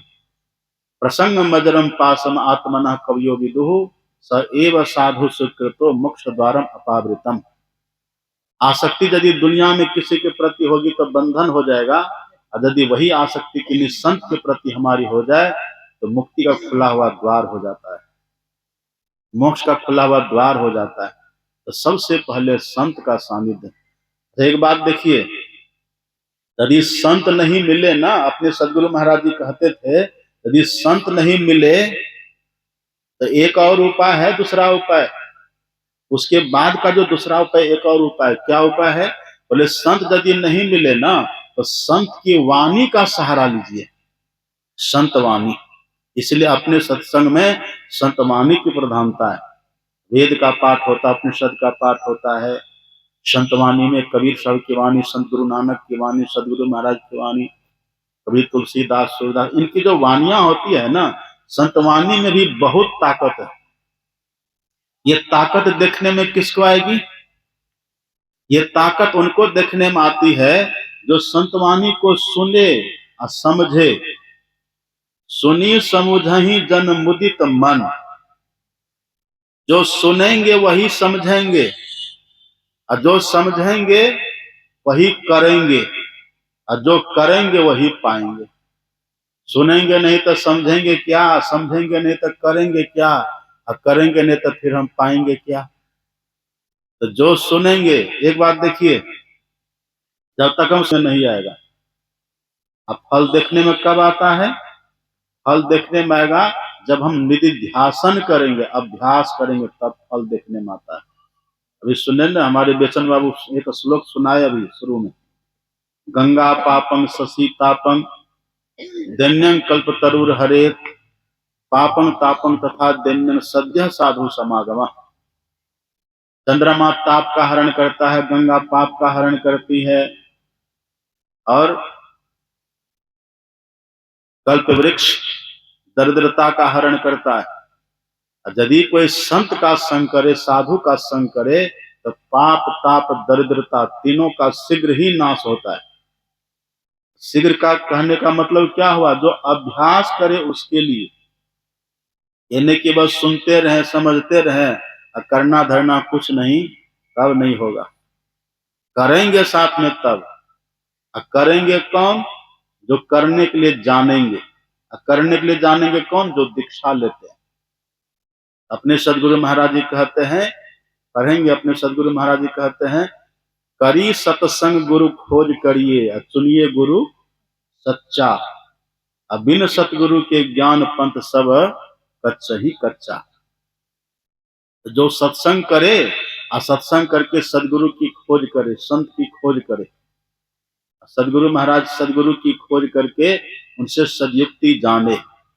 सत गहे सतगुरु, ये सत गहे सतगुरु को चिन्हे, सत नाम विश्वासा। मतलब ईश्वर के बारे में जाने, ईश्वर को पाने की युक्ति जाने और ईश्वर को पाए हुए महापुरुष का सानिध्य ग्रहण करे। इतना यदि कोई करे और थोड़ा थोड़ा अभ्यास करे प्रतिदिन, फल क्या होगा? तुलसीदास जी कहते मज्जन फल देखिए तत्काला। मज्जन फल, सुनने का फल नहीं, सुनने का फल नहीं, क्या बोल, मज्जन फल मतलब क्या? अभ्यास करने का फल। सुनने समझने का फल केवल नहीं, अभ्यास जो करेंगे तो अभ्यास करने वाले को फल दिखाई पड़ता है। केवल सुनते समझते रहेंगे हम, उससे ज्यादा लाभ नहीं है। इसलिए तुलसीदास जी कहते अभ्यास करिए तब सद्य साधु समागम, शीघ्र फल लाही चारों फल अछत तनु, साधु समाज या चारों फल मिलेगा, अर्थ धर्म काम और मोक्ष। बहुतों को मिला है, अब भी जो करेंगे उनको भी मिलेगा। ईश्वर दर्शन तो दूर की बात हो, तो बाद की बात है, पहले बहुत कुछ मिल जाता है। पहले जीवन तृप्त हो जाएगा, एकदम जीवन शीतलता से भर जाएगा। यही काम करिए। अब संत महात्मा करने के लिए बतलाते क्या हैं, ये बात हम अपराह्न काल में सुनेंगे। अभी तो बस इतना ही। ईश्वर का दर्शन चाहते हैं तो संत की खोज करिए, संत का दर्शन करिए और संत की बातों को सुनिए। अब संत करने के लिए कहते क्या हैं, इन सब बातों को अपराह्न काल में सुनेंगे, फिर कल भी सुनेंगे। और आते रहिए, सुनते, नहीं तो भूखे भजन न होई गोपाला, ले लो अपनी कंठी माला। सब समय से सत्संग को सुनिए, आइए, रहिए। और हमारे पूज्य शंभू बाबा बड़ी उदारता के साथ ये व्यवस्था किए हैं और इनको इनके सब सहयोगी सब सहयोग करके सत्संग करवा रहे हैं। तो सब आइए, सुनते रहिए और सत्संग का लाभ लीजिए। देखिए, मैं तो वहीं से भाग रहा था, हम वहीं से खोकसी श्याम से ही भाग रहे थे कुप्पा घाट। कभी कल हम बीमार बहुत हो जाते हैं, कभी कल मेरी तबीयत बहुत खराब हो जाती है, हम रात भर परेशान रहे, हमको थोड़ी दिक्कत है, लेकिन समय दिया हुआ था तो हम आ गए। गुरु महाराज के दया से सत्संग हो रहा है। अगर स्वस्थ हम रहे तो फिर शाम में सुनाएंगे, यदि अस्वस्थ हो गए और भी बाबा लोग आने वाले हैं। हमारे पूज्य हरिराम बाबा भी आने वाले हैं मनहरा सुखासन से, ये भी सुनेंगे आपको। और हमारे शंभू बाबा तो है ही हैं, ये सब सुनेंगे। यदि हम स्वस्थ रहे तो फिर